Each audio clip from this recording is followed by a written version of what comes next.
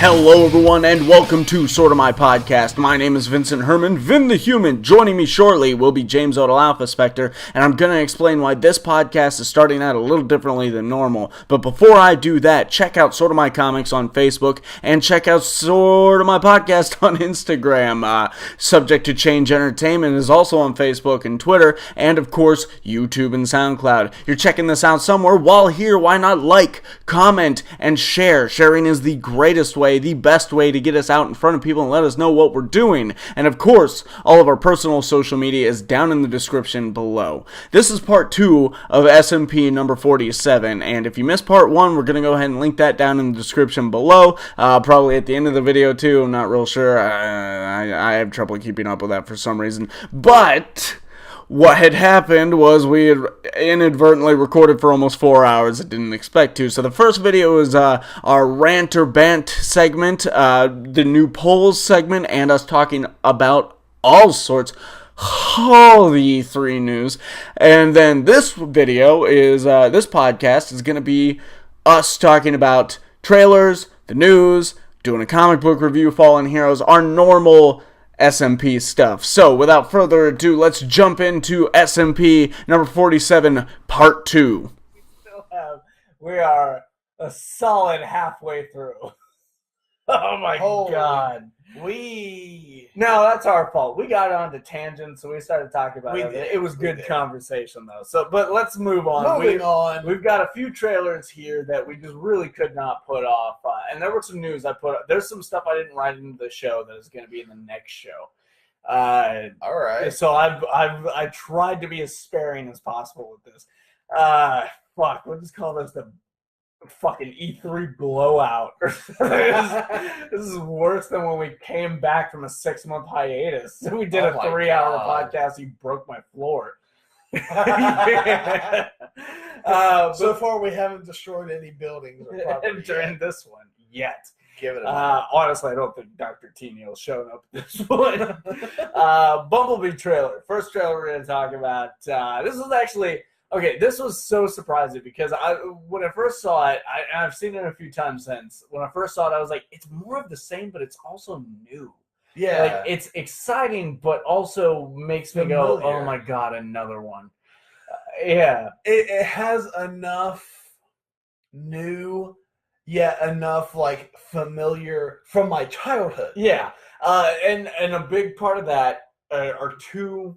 is a Autobot and a Decepticon, respectively.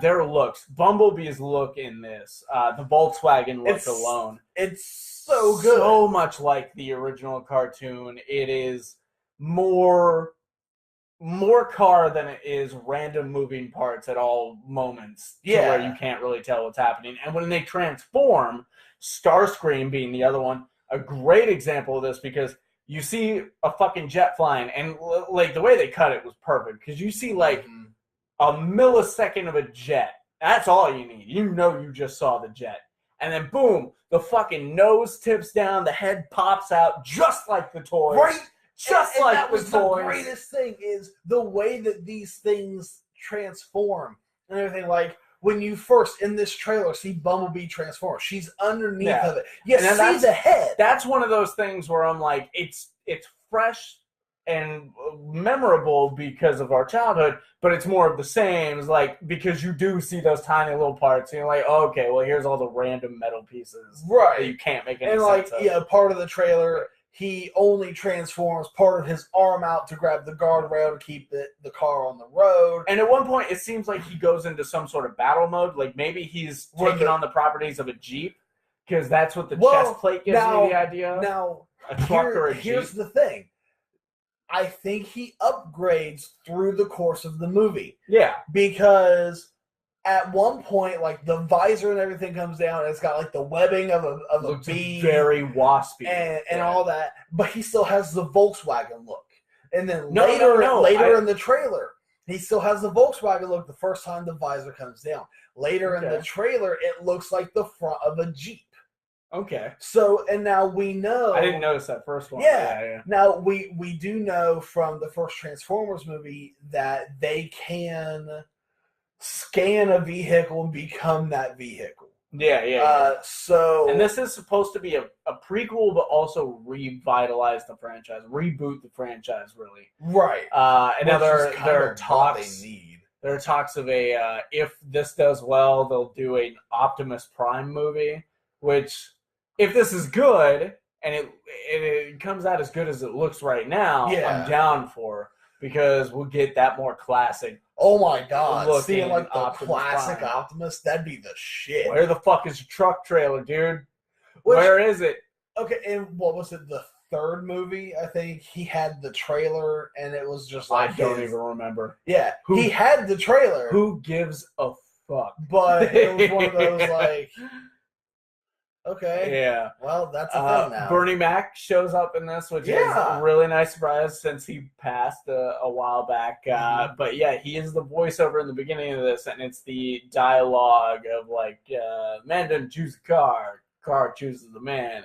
The same thing he's telling Sam Witwicky in the first movie, which is the only of that series that I enjoy, and it's still horribly flawed, but I like it enough.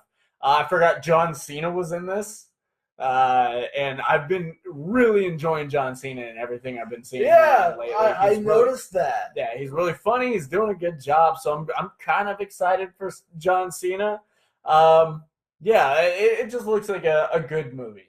Honestly, I'm find it so weird this far out from the first movie to say it, because the last time I was excited for a Transformers movie, it was Transformers 2. They had sold in the trailers such a different movie than what we got. And I think you were with me when I saw this, because we went to see it for my birthday. I know Bob was there. Yeah, we all went to see it, and then afterwards we all went to dinner, and we were just talking about how much that sucked. Which one was the second? Was the second one the one with the Constructicons? I think it was the Dark Side of the Moon. Dark of the Moon, yeah, or something like that. Yeah, it was. It had the Constructicons in it, which was kind of cool. That part was then it had those really annoying, like, the twins. Street twins. Yeah. Fucking cars. Although I also want to say that the toy from the Constructicon in that was the biggest pain in the ass to have to put together for a kid ever. Who did you get that for? I didn't get it for anyone. That was when I was still living up north. Oh, okay. The youngest up there, he ended up getting it for Christmas. Jesus Christ. I would have lost my temper and thrown it down and been like, fuck you. Fuck you and fuck Christmas. Honestly, the Optimus Prime that came with a trailer, that was stupid. Yeah. Like, that was stupid to make transform. The movies were stupid and the toys were stupid. It was all stupid. But one thing that actually looks like a really smart decision is this new Halloween movie. We got a trailer for that. No, a little backstory to this. I didn't even take notes on this. This is picking up from the second movie. It is forgetting all the subsequent sequels from there. So no Halloween H20. No Freddy versus Jason. He wasn't in that. God. Know your fucking movies, Odle. But no Gremlins 3. No Princess Bride 4, The Journey to the Hood. Now I want to see it. Because I'm not a you raped my childhood guy. I'm like, that sucked. I'm going to go watch the good one now. So yeah, fuck it. Just do it. I'll watch it. But no, this is picking up. This is decades after, obviously. But it seems Laurie's been preparing for Michael to come back this whole time, training with weapons, teching out her home. Yeah. There's this moment where she's in the kitchen and the kitchen island moves and there's these stairs that lead down to like some sort of secure bunker or something. Yeah. They don't show the inside of the bunker or anything. I'm kind of really curious to see what's down there, but it's her sex dungeon. It's her sex dungeon / Michael protection bunker. She multi-purposes. But nobody said she couldn't be. I don't know where I'm She's going. She's ready 1, 2 times. Yeah. Well, all that time spent at home when you're not, training with weapons or waiting for your brother to come kill you, You gotta read dirty books. Which is another thing about this trailer. One really weird thing about this trailer. Apparently, they're retconning the whole brother thing. Like, really? I think in the second movie, it wasn't. Was it outright said? I feel like it was outright said they are brother and sister. And now they have that moment where like the granddaughter is walking with her friends and they're like, yeah, it wasn't like her brother or something. And she's like, no, they were never related or anything like that. Now this could be like one of those like trailer misleading moments, and then it's actually she's just lying to try and like take some stigma off of herself or family or whatever. But still, if it's not that, that's a really weird and stupid decision. Like, just leave it. Who cares? It adds an element. Either way, what does it affect? Yeah, you don't have to play off of that in this. It's not like you have to establish some sort of emotional bond between them, because it's obvious there's no love loss here. She wants to fucking kill this guy as soon as he shows back up. She has went beyond making her mind up to where it is now her life's mission. Right. And then there's another part in this trailer that's really funky. They show Michael in prison, and he's like in this yard with all it's like some sort of mental institution / prison. And like all the inmates are in these like taped off squares. Yeah, it's this checker patterned like yard. I understand what those are. Those are don't go past this line or else he can fuck your shit up. Well, no, I think it's both the guards don't go past this line. Well, they probably have to like feed and move them or whatever. But it's like, beware of this line, but also the inmates should know that if they go outside this line, they're probably going to get a cap in their ass. Yeah. So, yeah, it's one of those things. It was really funky, really stylized, really cool kind of situation there. Oh my God. I'm sitting there during this trailer going like, that person died. I'm not looking forward to seeing this dude die in front of his children. Right? Oh my, and that was one of the big things about this trailer is it really kind of shows you. No, you keep talking. Fuck it. We're in the lurch on this. We're just opening beer cans. It really kind of shows you it's like, well, he's going to kill them. He's in the process of killing them in the trailer. Yeah. Which that actually happens a few times. Like half killing people. And I think it's less about like some people might be going like, well, no, that person dies. There's no suspense there. I think it's with this, like an adventure movie, like someone could spoil the end and be like, oh, they end up getting the ring to Mordor, and then how it starts. But it's not about that. It's about the journey in between. It's about the events. See, with these types of movies, though, it's not about who he kills. It's about how he kills. So I'm not really put off by that either. It looks really good. I can't wait to see this one. It looks like it's gonna plug in perfectly as a third film. There's not gonna be any like shock because they just erased like 3 other films. There we go. That's out now. One question about this though: why the fuck is it called Halloween? If it is a third film and the first film is called Halloween, the second film is called Halloween 2, why is this one called Halloween? Because they had to fuck something up. They had to fuck something up. I mean, after all of the other movies that have come out for this, go back to the roots. This is Halloween. Right. This is Halloween. What, 40 years later? Halloween. Pumpkins scream in the dead of night. Halloween.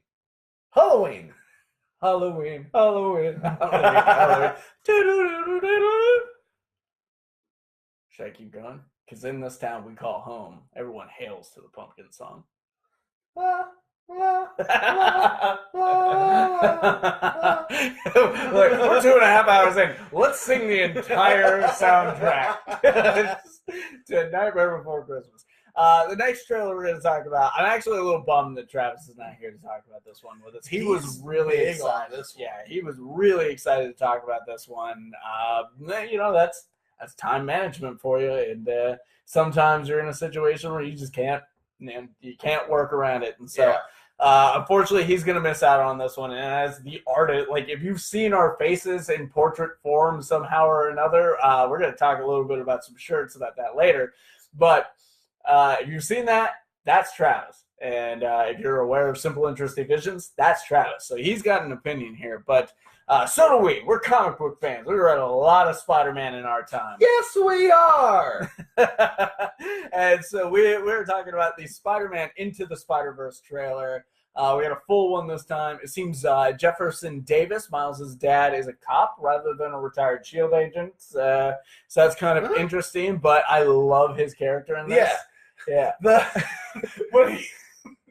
And it's at the end of the trailer, but it has nothing pertaining to what's going on in the trailer. I love every moment with him, but I know what you're talking about. He drops him off at school, and his dad tells him, "I love you," and Miles is walking into the school. But he doesn't say it back. Yeah, he didn't say it back. So he gets over the speaker on the car.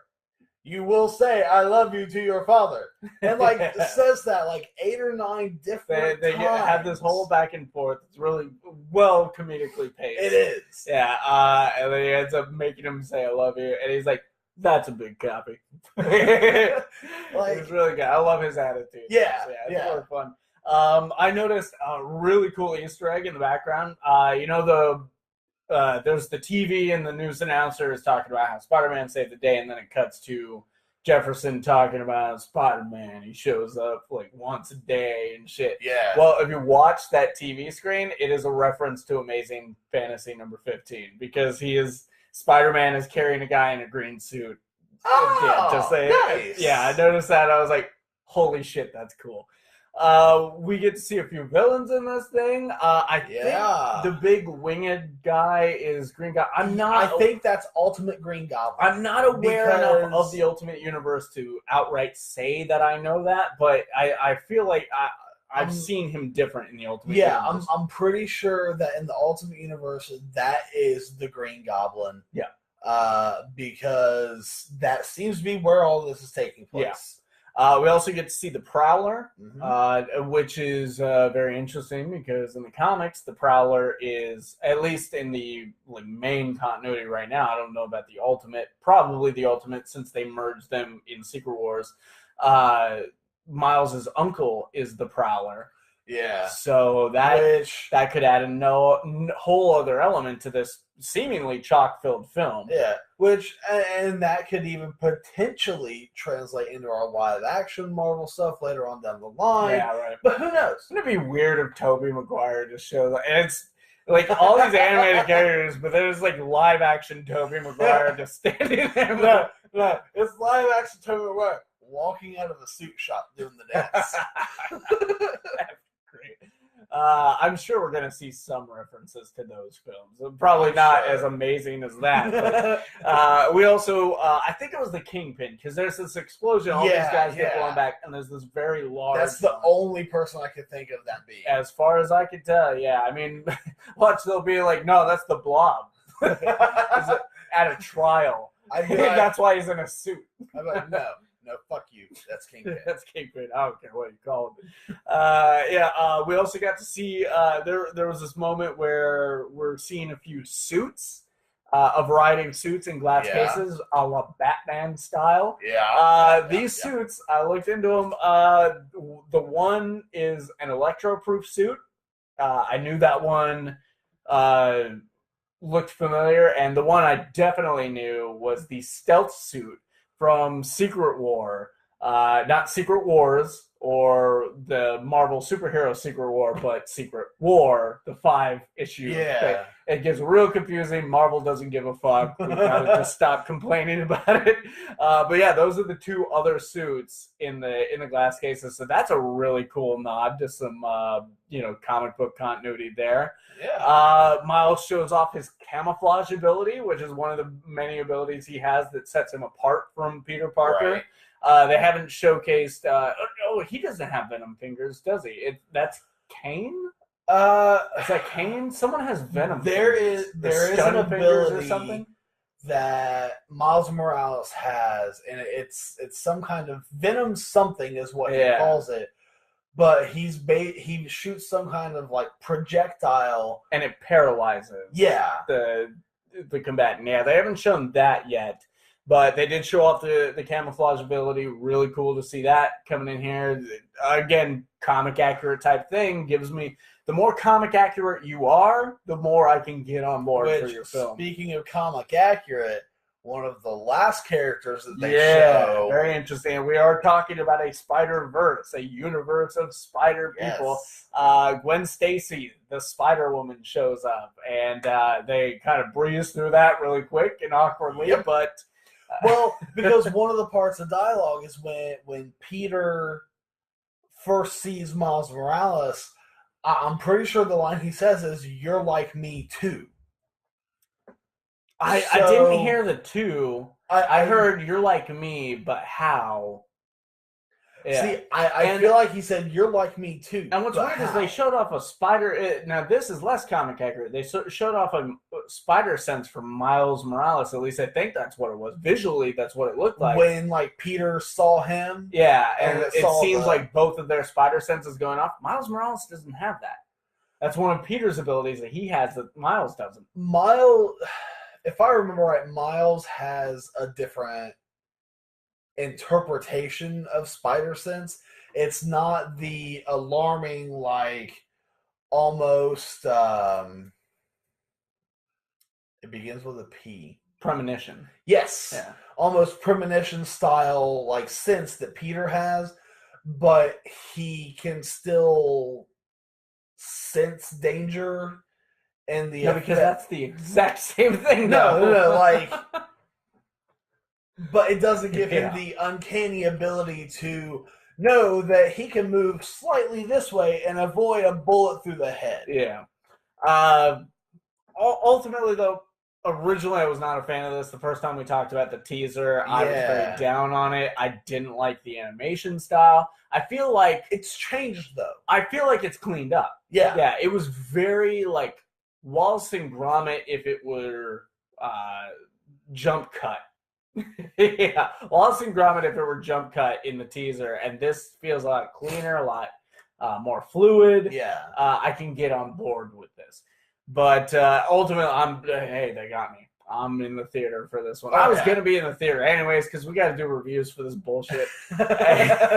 So look for our Incredibles 2 review, or rather my Incredibles 2 review later on. But it's incredible. No. We're gonna pause and you're gonna go in the corner and you're gonna think about the pun. We don't have time to pause. No, we don't. And we don't live. So we're at 253 on the live scale. All right. Well, let's bring this into the news now. We're all done with trailers. Let's go into the news. And our first bit of nudes Our first bit of nudes is around Benedict Cumberbatch. So that'll please somebody. All right. Now, the first bit of news, Benedict Cumberbatch more than just plays a Marvel hero. He's a real-life hero in his own right. Recently reported by an Uber driver to The Sun, although the incident happened back in November, Cumberbatch apparently jumped out of his Uber after noticing a Deliveroo cyclist being attacked by 4 men. The Uber driver stating, quote, "They tried to hit him, but he defended himself and pushed them away. He wasn't injured. And then I think they also recognized it was Benedict and ran away," end quote. And here's the icing on this crazy cake. It all happened in London, just around the corner from Baker Street. When asked about the event, Benedict said, quote, I did it out of, well, I had to, you know? End quote.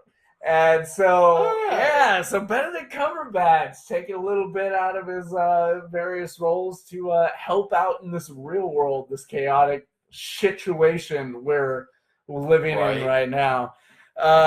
Pretty cool. And so I think what I want to start doing with news stories, I think I want to start posing questions after them. So, Odle, if you saw the same thing, what would you do?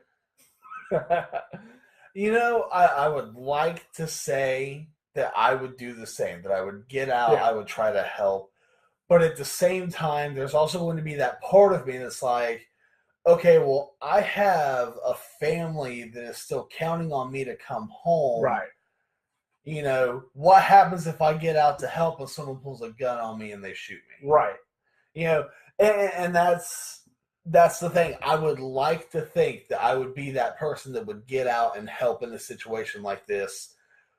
But the thought of the unknown preventing me from getting home to my family, I feel like would hold me back.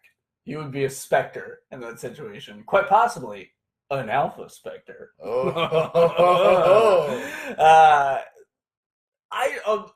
with any situation like this, I don't think anyone can definitively say this is 100% what I would do, because it's really an in the moment thing. Yeah. And I'm sure this is what spurred Benedict to jump out of the Uber. Like, I mean, I don't know if the Uber was moving at the time, but he jumped out of it and just got involved. But I have a certain background that I don't like to talk about that makes me believe that first I would assess the situation. First I would see, like, do these guys have weapons and stuff? Then I would call the authorities, of course. Being in London, I don't know how I would do that. I don't know how that works over there, because I know it's not 911. Right. But I assume they have some sort of system in place. Then after doing that, I would probably get involved. If there are no weapons in play, I would probably get involved. Or if there was weapons that weren't guns involved, I would probably try and find a weapon of my own and try and get involved. And this is what I think I would do. Now, this all depends. If I'm by myself, that's probably the scenario. That's a scenario I could see going down. And I'm not saying I'm a tough son of a... Like, I am out of shape. The run over is gonna get tucked in. I'm gonna get over there. I'm gonna lay down for a minute, and then I'll be like, "You guys are still robbing him when I'm done. I'm gonna kick your ass." It's like Deadpool changing all over again. I'm not bolstering myself to be some sort of like I'm gonna kick so much ass, but I'm like these are the things that are built in now, and so these are the things I feel like would kick in then, because that's a unique situation, But if I'm with my kids, fuck that. Dude's on his own. I got shit to think about over here. This is like generational preservation that I'm working on. That's like if I see someone broke down on the side of the road, if I'm by myself,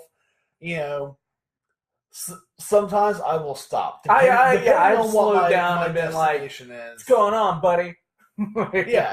But if I have even anyone in the car with me, no, because you don't know that person. You don't know what they're all about. If I had my CCW, it'd be a different story, because then I would be prepared for whatever came up. Which is weird, because harkening back to that background I have no desire for a CCW. Maybe if a family situation provides itself and there's like something to protect at all times. Right. But like when I have my kids, I'm with my kids. Yeah. Like I don't have to worry about that. Like it's a whole thing. We're not going to talk about gun laws this episode and shit. I've never had that impulse. We have more to cover. We have only one more news story to cover before we get into Phonebooth news. This one, can people just leave the man alone? For fuck's sake. Leave Stan Lee the fuck alone. I'm serious. God damn it. No getting out of the car. Maybe my kids are there situation. And I see someone fucking with Stan Lee. I'm in. Yeah. I'm there. The guy has been or not through so much. Plus, he's Stan motherfucking Lee. I can make more kids. All right. He's had so much money stolen. He's had his blood stolen. Oh God. He's had to deal with so much, being sick, losing his wife, like all this going on. So much more on top of all that, and including this. The Daily Mail reported that two armed gunmen confronted Stan Lee and several associates outside of his home the evening of May 31st, demanding Lee pay them money they claimed he owed them, although a witness claims Stan didn't know either man. Luckily, Stan is safe and unharmed as a 911 call was quickly placed and the two suspects were apprehended by police. Good. Stan is still in good spirits, though. 2 days later, he posted a video to his Twitter, now fully in his control. I don't know if you heard about that, but yeah, he finally got his, but all the other shit, the Facebook, all the other shit is outside of his control at this point. In the video, he thanks everyone for all the well wishes he's received and that he has a big surprise in store for all of his fans. And he recently posted something else that leads me to believe that this big surprise is that he's about to write another Marvel story. Yeah. Really? Yeah. Now, you better believe I'm getting that book. Oh, yeah. Now, see, for some reason, my mind went to he's gonna pull a Willy Wonka, and he's gonna put tickets. 5 lucky spider friends, or what is he called? Super Friends. 5. Does he say Super Friends? I don't know, but no, he says Spider Friends. Yeah. 5 lucky. We fucked that joke up. 5 lucky Spider Friends are getting a tour of the factory. This like the first issue of whatever he writes, they're all going to be polybagged in black bags. Oh, I'm getting like 5 copies each. So, and the ticket is in the middle. So, and it's just paper. That's all it is. It's paper. Okay. But it's going to have that like light detection to tell if it's real. And like so many lucky people are going to get to go to like Marvel Comics Studios, and at the end, whoever makes it through this death trap of a factory is going to be the next. I just want to see Stan Lee giving the word for word speech going through that tunnel. Oh my God! There's no way of knowing Excelsior. If he's writing a book, I'm buying 5 copies. The first one to read, 1 to bag, 1 to get signed, 1 to rub all over my body and give him as a tribute to his greatness, and 1 I'm going to kill myself with because it's done. We're good. We're done. No, we should do it. Suicide is a bad thing. And if you need help, there are outlets. And now that we brought it up, I'm just going to put something in the description below. Now I feel bad. I feel like a real asshole. Just son of a bitch. The suicide hotline number will be included in the description below. Yeah, it's down there. It's down there. Not right now for the live people. But anyways, yeah, so I guess because this is a new thing that I literally just came up with on the spot, talking about that Cumberbatch thing, I think this is a pretty obvious one. What would you do in that situation? What would you do if you were Stan, and what would you do if you were the bystander? If I were Stan...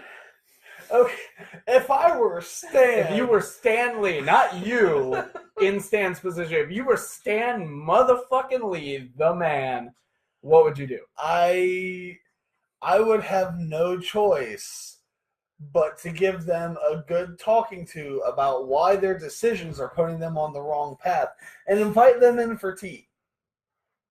That is beautiful. That is what I wish I could say.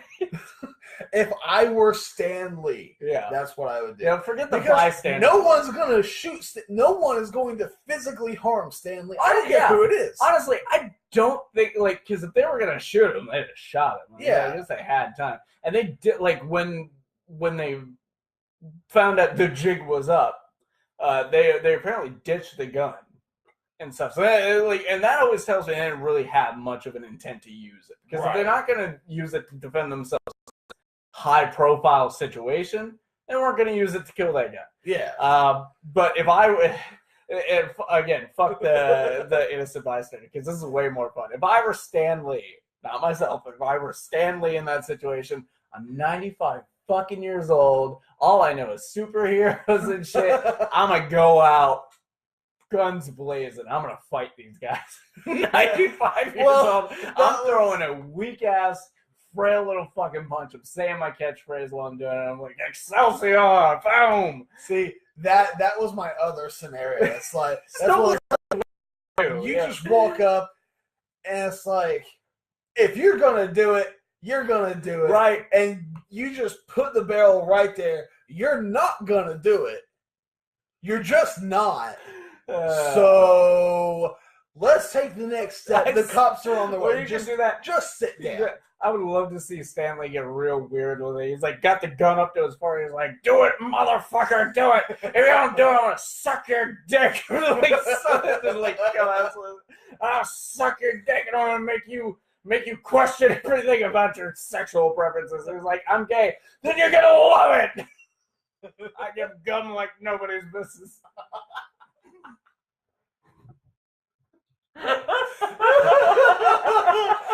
Oh, Stan, we're sorry. We love you. We really do. And we know you wouldn't do anything like any of those things. I'm sure it was one of those situations where he just stood there. He was like, let's stay calm. Because apparently the people he was with, they ran back into the house at some point. These motherfuckers abandoned Stanley. I don't think it was that kind of situation. I think it was like they got sent back into the house. It hasn't been reported like who called the police. Or I couldn't find anything on who called the police. Right. So it might have been this innocent bystander. It might have been one of them going back into the house or something. But I'm sure Stan's sitting there just trying to talk. Like not giving them a talking to and not fucking going for broke like I would. Not threatening to suck their dicks. But yeah, we love Stanley. We're so happy he is all right and unharmed completely, not a bruise. And that's a good thing. And then like again 2 days later we got like an announcement of a big surprise coming up. And I don't care if it's like I'm gonna take an Instagram picture of me in my slippers. I'm like, do it! I want it. That's a huge surprise. Let's see it. Yeah. No, the surprise. He already did the Playboy, the Playgirl photo shoots. No, the surprise is gonna be that we can now buy Stanley's signature slippers. I'm in. Let's do it. I've needed a good slipper for a while now. I'm getting there. Okay, guys. So unfortunately, there is always a ton of news to talk about, and of course, in a show that's fucking over 3 hours long, we cannot get to all of it. We're at 3:10 on the live video. I don't intend on cutting any of those little time counts out. In video game news, what the hell else video game news could there be? There was something outside of E3. Aren't you supposed to be getting something ready for this? It's ready. Oh, is it ready? You got the timer ready? Okay. So this is... Oh, yeah, this is time for the intro, right? I didn't bring it up on my phone. It's time for the news. The Phonebooth news. That's right, everyone. It's time for the Phonebooth news, where we try to give you the news faster than Deadpool can save the day, which gives us about 3 minutes, 45 seconds. Odle is on the clock here, and whenever you're ready, go. In video game news, Telltale Games and Netflix are joining forces to create a Stranger Things video game. In comics news, Wet Hot American Summer is coming to the world of comics with Boom Studios. The series, written by Christopher Hastings and art by Noah Hayes, takes place a week into the camp's infamous summer and debuts in November. Also coming to Boom, an upcoming original graphic novel titled Mighty Morphin Power Rangers Soul of the Dragon will follow a future Tommy Oliver long after his Ranger days as he tries to find his lost son and uncovers a secret from his past. Marvel clarified a particular pronunciation in Amazing Spider-Man number 800. The correct pronunciation is Symbiote. Symbiote. Suck it, Venom trailer. As Wolverine makes his return to comics, he's bringing in new power, with which he can superheat his adamantium claws. Lightsaber claws. The Library of Congress... Fuck off. The Library of Congress has acquired its largest comic book donation to date, with more than 3,000 items from the collection of Stephen A. Geppe, owner and CEO of Diamond Comic Distributors. The collection spans 8 decades and includes 6 rare storyboards from 1928's Plane Crazy, the first Mickey Mouse animated short produced, as well as comic books, original art, photos, posters, newspapers, buttons, pins, and badges. The collection goes on display this summer. In TV news, HBO has ordered a Game of Thrones prequel pilot set thousands of years before the events of the previous show, and will chronicle the world's descent from the golden age of heroes. Star Trek Discovery showrunners Aaron Harberts and Gretchen Berg have been fired and will be replaced by executive producer Alex Kurtzman. Harassment from Harberts and Berg towards the writers was said to be one of the reasons CBS decided to replace the duo. Netflix has made a deal with the devil by resurrecting Lucifer for season 4 after Fox's cancellation of the show in May, and MTV has announced plans to revive its animated 90s hit Aeon Flux, this time as a live-action series. In movie news, Jason Momoa and director Corin Hardy exited the Crow remake due to creative and financial differences with Davis Films. Wow. Todd McFarlane revealed he's not interested in a new Spawn, in the new Spawn film being an origin story, favoring action and leaving some mystery about the character. Julian Dennison, who some might recognize as Fire Fist from Deadpool 2, joins Millie Bobby Brown in the cast of Godzilla vs. Kong, slated for May 31st, 2019. According to Variety, Jared Leto will produce and star in a Joker-led Suicide Squad spin-off film, and Patty Jenkins released the first official photo from Wonder Woman 1984, and very surprisingly, it shows Steve Trevor, played by Chris Pine, standing in a mall, raising one huge question: how did Steve survive the film? In other news, DC Entertainment community manager Danny Snow said on the James Bonding podcast that the DC Universe streaming service is targeting a late August launch. Jeff Johns has signed an exclusive writer-producer deal with Warner Brothers and DC, and as a result will leave his current job as president and chief creative officer in DC Entertainment, with Jim Lee taking over as DC's chief creative officer, while remaining as DC publisher. Meanwhile, Jeff Johns will be writing the screenplay for the Green Lantern Corps live-action film, and will write a new Shazam title that is expected to see release sometime in the fall. And that is the news. 408. 408, god damn it! You know what it was? There was a little stumbling there, but I put too much emphasis on being expressive and entertaining.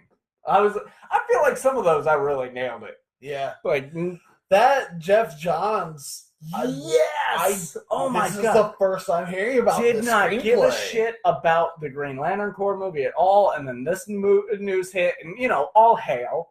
As we say here on the Sorta My Podcast, Jeff Johns, all hail. But that's a burp for you. But yeah, doing this, it seems really cool. With Jim Lee taking over, do you think he can really steer the DCEU in the right direction? The DCEU? Yeah. I don't know. I mean, Jim Lee has had a really good creative vision from he's a great storyteller, that's for sure. So if he can come up with these like good stories and everything else and get these companies to follow it on screen, I could see us getting some really good shit. Yeah. I just hit down a whole bunch on that file, and that usually creates a sound, but the headphones are plugged in right now, so I'm pretty sure that do sound just went right into the recording. But no, we'll find out. Here's the thing, though. Where we'd actually mentioned this earlier, Disney doesn't really play that big of a hand in the Star Wars and Marvel films. Right. That's not the case over there with Warner Brothers. Warner Brothers is heavily involved, and that is a huge problem with them. They won't set up DC Entertainment Studios as a separate company and just bankroll them. They're micromanaging everything, and that's the problem. Yeah. And so it really does, honestly, because we thought when we reported on Jeff Johns taking over as chief creative officer and shit and overseeing DC Entertainment, we were talking about how this is going to get it so on track. Every film that comes out from now on is going to be amazing. They're going to have their own MCU. It's going to be perfect. Jeff Johns is there. Don't worry about it. But we didn't realize that what was didn't going happen. on behind the scenes. That didn't happen, and it's because of Warner Brothers. Warner Brothers is the problem, and so it really doesn't matter how good Jim Lee is as a storyteller or a creative mind. He's got to deal with Warner Brothers. You know what I think we're going to end up getting? This DC streaming service is going to start getting its exclusive live action shit, and they're just going to say, "Fuck Warner Brothers." That's the thing. We have our own thing now. I think these shows though are still produced by Warner Brothers. Oh no! Yeah, I don't know, but what I do know is that it is time for our somber segment of the podcast, the one we never really look forward to, but must be reported on, and that is our Fallen Heroes segment. Guys, every now and then a legend is brought into this world, but before they can become that legend, they have to pass through our mortal coil and become fallen heroes. First on our two-person list is Ted Dabney. In 1971, Ted and Nolan Bushnell worked together to create an engineering firm where they developed and launched the first commercially available video game arcade console, Computer Space. Later, they continued on as Atari, where they made great success with the launch of Pong, establishing the company as a major foundation of the video game industry, the grandfather of grandfathers for video games, which is only so appropriate for an E3 episode, I suppose. Sadly, late last year, Dabney was diagnosed with I don't know how to say this word. Esophageal cancer. Esophageal. When did you become a doctor?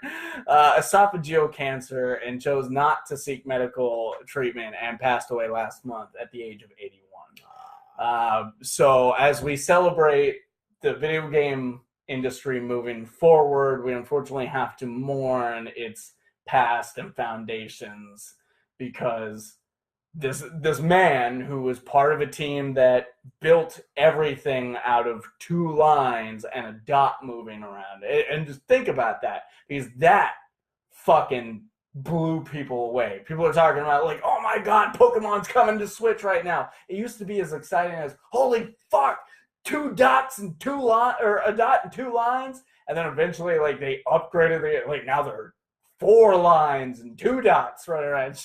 That's where we started. It's all because of this guy and his partner and their team and shit, and their vision and stuff. So we're sitting here bitching about MMOs thanks to him. All that we love and hate and appreciate, all thanks to this guy in the video game industry. Really, really, really cool. And you can argue text-based games are like further beyond that, of course. Right. And I'm not going to deny that argument or not, but this was a video game that they started with. And they started Atari, which was the first console, no Nintendo around at that time. So, we sadly let go of him, but and this one sucked. This one really, really fucking sucked. We also lost Emmy award-winning actress Margot Kidder, who many will recognize as Lois Lane in the 1978 Superman film and the sequels beyond that, making appearances in Smallville and so forth. But she was found dead in her own home after a person of unknown identity called the police to report that Margot was unconscious and not breathing. According to the Livingston police chief, her death is under investigation, but they don't believe foul play was a factor, and no cause of death has been revealed at this time. But Margot Kidder, unfortunately, I didn't know much about what she was up to outside of the Superman films and various other roles that she's had. I've seen her in. But when writing for this, I found out about a lot of what was going on in her life. And of course, I think everyone knows about the drugs, and she kind of went quote unquote crazy for a while, lost her mind. Well, apparently she suffers very heavily from bipolar. And she spent a lot of time trying to get that in control, or as in control as she could. And because of that, once she finally got to that place, she became a huge activist for mental health, raising countless dollars through so many different charities and events and shit. Just really trying to pioneer it and help with like new discoveries and stuff. She was big on the mental health scene, which is very important for someone like me. And I know you have someone in your life that is very heavily affected by something like that.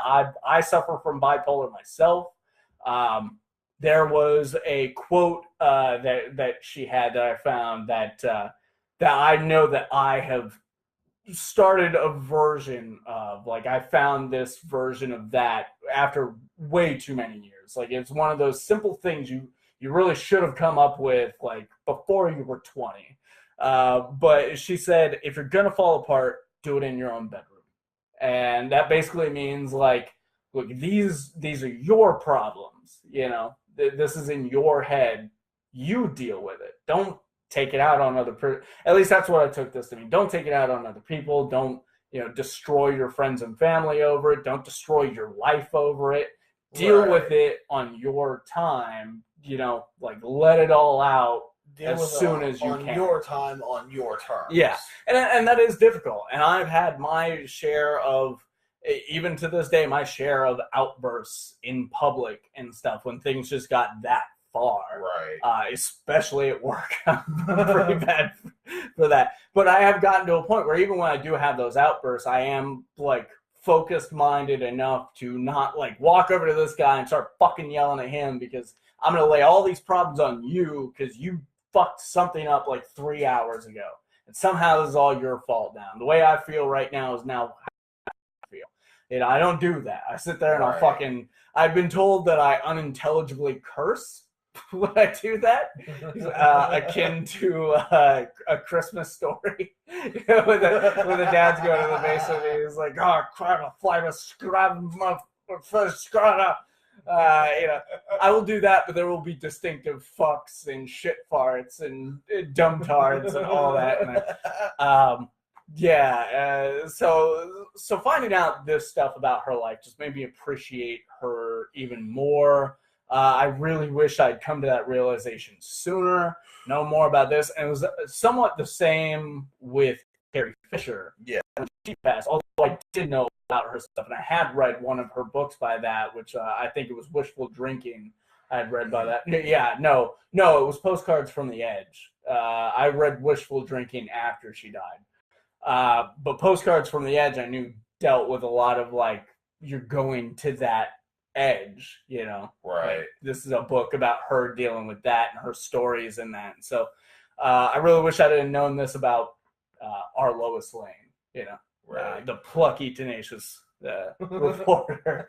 And a very plucky woman, too. I also found that out about a lot of what Lois Lane was already built into Margot Kidder. So we definitely solemnly say goodbye to these two impressive people. Yeah. Moving on from that, we're going to go into our comic book review. Last segment of this very long podcast. Holy shit. I don't know that I'm going to edit this. 3.5. All right. So let's talk about this. I got to start saying this at the top of the show. Links are in the time code links are in the description. You can skip to whatever you want on these videos. And that is the only reason I have to listen to this. Like, I don't honestly think I'm going to edit this. I'm just going to put it up as it is because we've kept the pace. Not a lot to really cut out. Enough. So yeah, I don't think I'm going to edit this. I'm going to tack on the intros and the outros and all that, and just do the time codes. That's it. But yeah, time codes in the description for this and future videos and past videos, podcasts, all that. Yes. Anyways, we are doing a comic book review. This is actually really cool. This is actually really, really cool for us. And I want you to get jazzed up right now. I want you to get jazzed up right fucking now. We're getting jazzed. I'm going to jazz all over. We're getting jazzed. You might want to move these microphones because I'm about to get jazzed. I'm going to jazz all over the place. But the reason we're doing this particular comic book is actually really cool. This guy, B.J. Mendelsohn, who I had actually heard of once before, one of his books has been on my to-read list for way too fucking long. And there's a long story to that. We're too deep in this podcast for me to tell. Just suffice it to say, there's a reason I haven't gotten to it yet. But it is on the list. It is in the pile. But anyways, this guy contacted us, and I'm not sure why or how he found out about us, or if he was just making the rounds. He had this book coming out, and he was just contacting every comic book podcast or what. But he came to us. Yeah. Well, and how many followers do he have on Twitter? He's got like 72 or 102,000 some followers. That is a big fucking gap there. Way to do your homework. I mean, it's way more. I think you said something like 70,000. I'm going to put it this way. This guy has more followers than he needs to contact someone like us. On Twitter, we have 30. We're below 40, 36, maybe 37, something like that. Yeah. So he doesn't need us. That's for sure. No. But even because of that, we are extremely grateful to get this opportunity to check out a legitimate author. Yeah. God, no, I was so far off. Oh, really? 703,000 followers. Holy shit. Yeah. I apologize. He does not fucking need us at all. But even because of that, we do have some kind of integrity, which you can't tell by watching us, but we have a semblance of integrity. And I did message him to let him know that we were going to give a very honest review of this. So as we move forward in this, the things that we like, the things that we dislike, you know they're going to be genuine. And he said, yes, that is all I want. I want you to talk about it unbiasedly.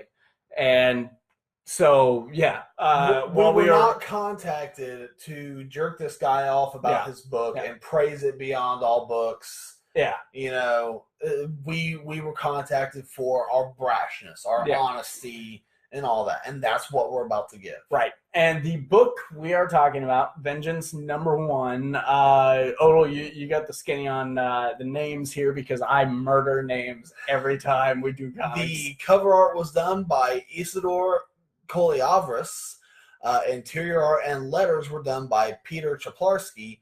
And the story and characters are B.J. Mendelsohn. B.J. Mendelsohn, yes. And the basic synopsis that B.J. sent to me was, this is set in an American Southwest. Vengeance, Nevada is a comic book about what happens when you suddenly get everything you ever wanted and the consequences that come along with it. Now, given that, I don't get that from this book. We're gonna start negative right. Okay, so I'm gonna start a little bit more on the positive side. Some of the things I enjoyed. This is a black and white. Yeah, I tend to steer. I tend to steer away from black and white, even to the point of stories that I love and like things like the Batman noirs. I kind of gravitate away from simply because I prefer how color enhances the story. But with this, I found myself drawn into each panel. And as it progresses, we do get touches of color added in. Taking nothing away from the art, the work visually that was done on this book is very nice. I really enjoyed the artist's work, the coloring when it does come in. Mm-hmm. It fits very well, and as I said, it enhances what we're seeing. Mm-hmm. It doesn't take away from anything. It's not distracting. It makes the panels more vivid to bring distinction to that part of the panel. Yeah. Now, the dialogue versus panel, it took me a couple of read-throughs to figure out kind of what was going on. Yeah. Now some of the speech bubbles, like there's this conversation where what I assume is our main character. This moves so slow. Right, I assume it's our main character is speaking to some sort of tech guy, this fat, bald gentleman with a goatee, and it's going in and out of the conversation.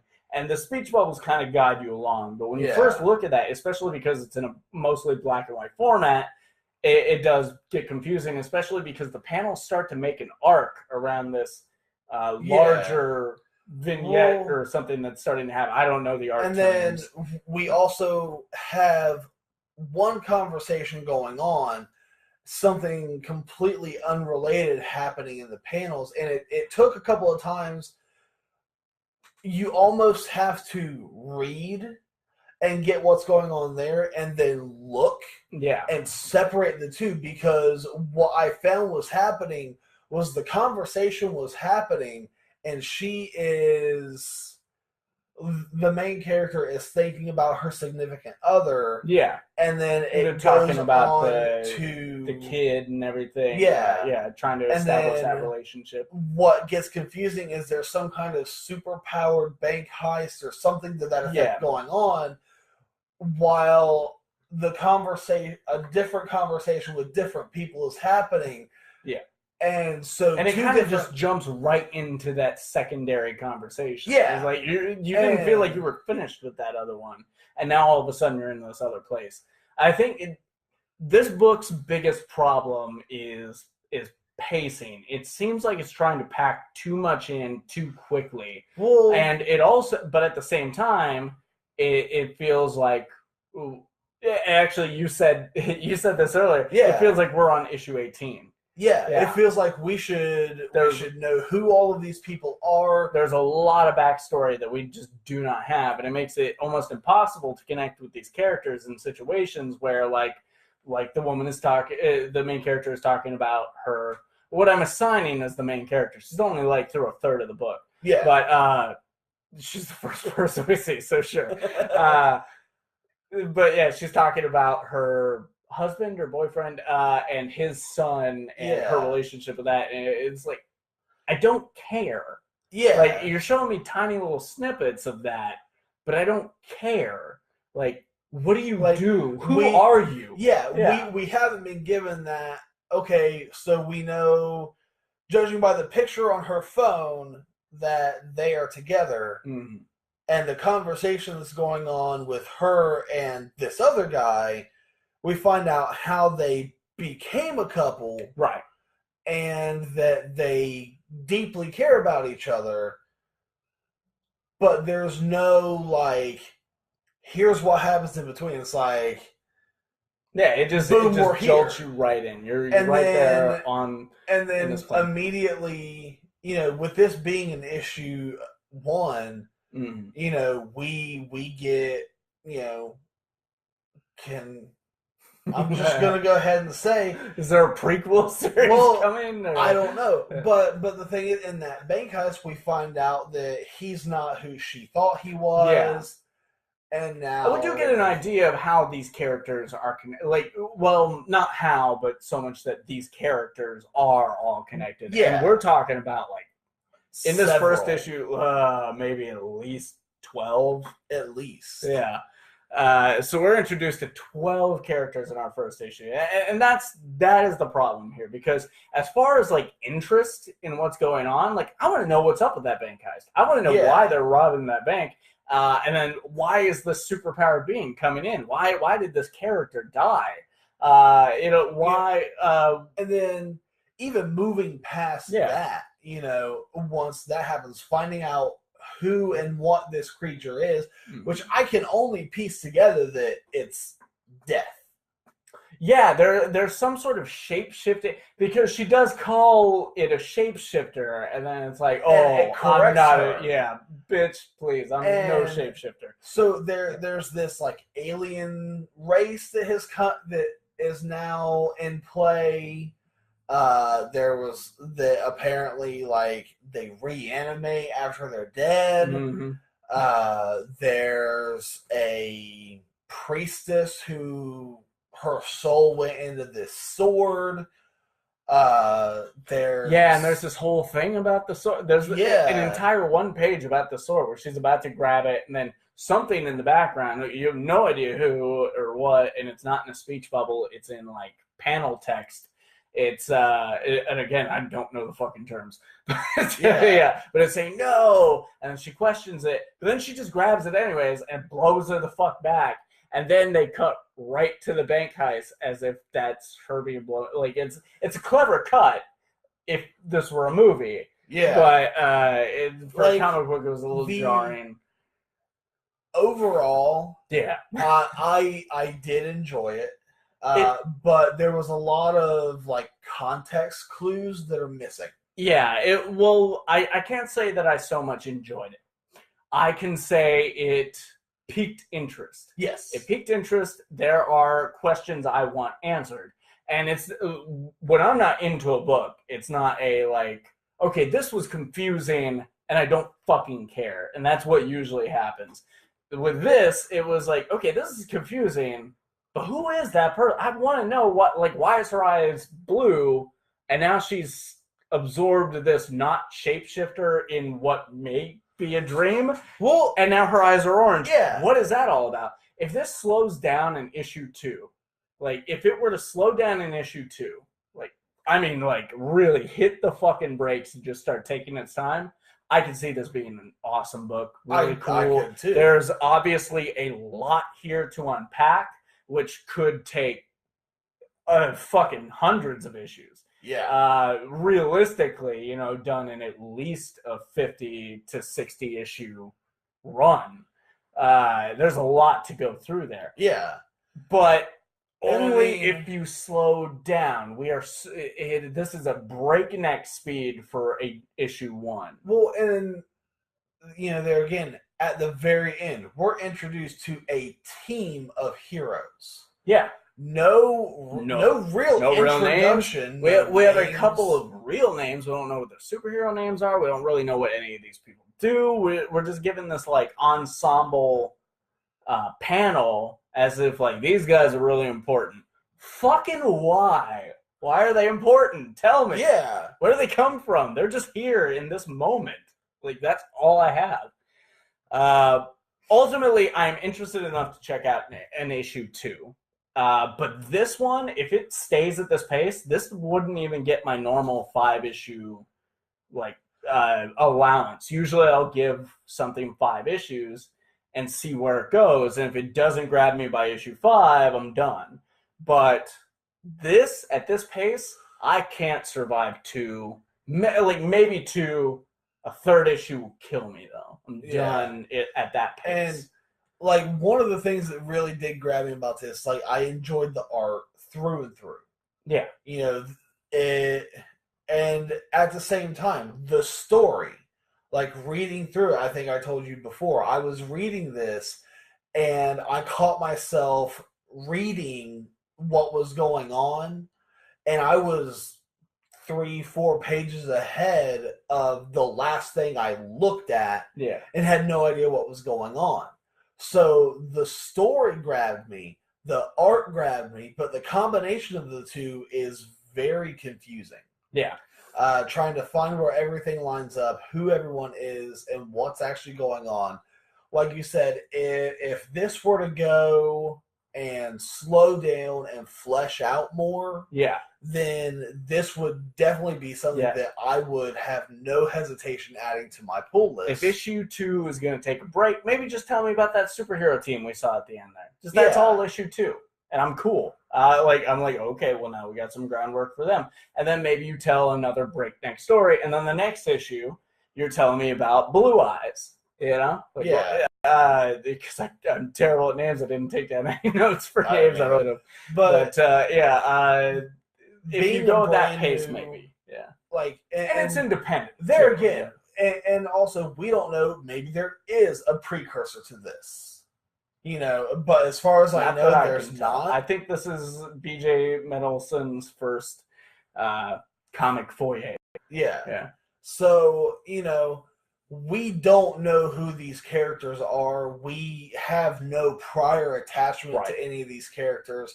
We have no story for any of them. We're going to have to find out soon, though. Yeah, we need a reason to care. It's a classic Agents of S.H.I.E.L.D. situation. When Agents of S.H.I.E.L.D. first came out, I gave it the 5 episodes. I did not give a fuck. Like, from issue 1, there were character relationships seemingly already built. I don't know these people. I don't give a fuck about Fitzsimmons.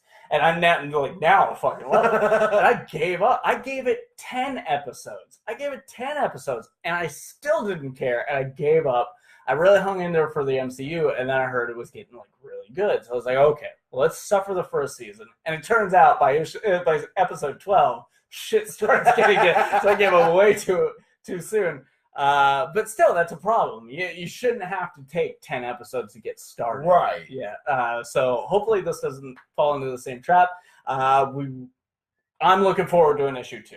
I want to see an issue 2. I want to see what it's about. And if issue 2 is still this, then I can't keep going.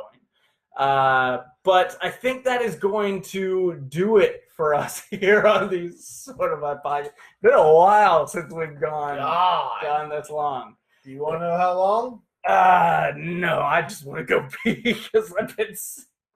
Those who are not watching live right now, and those who will watch later on YouTube, will see it as soon as it starts hitting.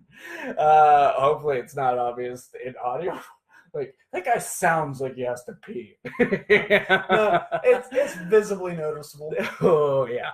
Guys, like this episode if you liked it. Subscribe if you loved it. If you're on YouTube, don't forget to hit that bell below.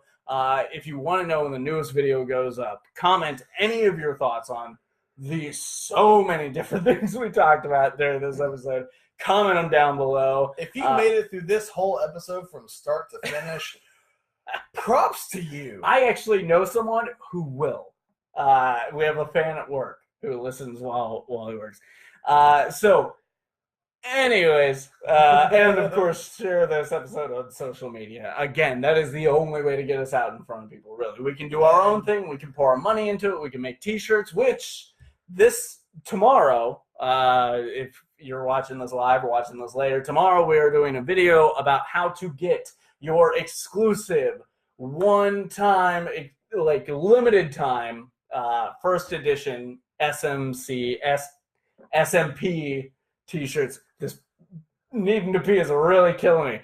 These t-shirts will not make a comeback. Yeah. This is the only time period in which you'll be able to get these. First time, only time, and they're done after the 31st. We're placing the order on the 1st. Those who got in, pre-ordered.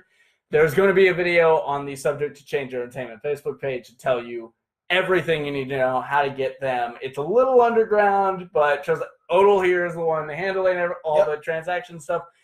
Trustworthy guy. And, like, you see his face. You know what he looks like. You know his full name. He's all over all of this shit. So there's so many other ways to find him.